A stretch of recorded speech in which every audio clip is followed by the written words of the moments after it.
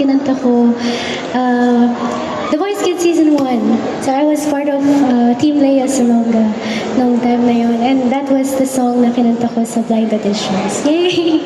So we're gonna sing our originals again. This one naman ay part ng very first album na nirelease ko po back in 2024. Ang title ng album ko ay Kung Iyong Mamarapatin. Kung gusto niyo po marinig pa yung music ko, you can stream my music on all digital music platforms. This one is called Iyakin. Para sa lahat ng mga iyakin. So, katulad ko.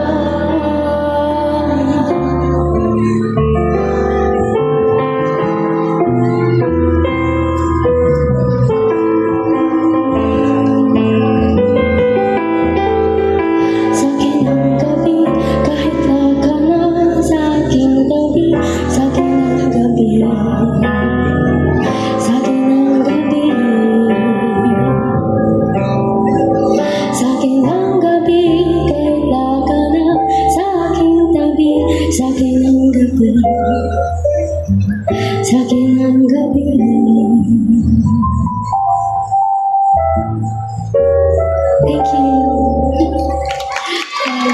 That song is called Iyakin.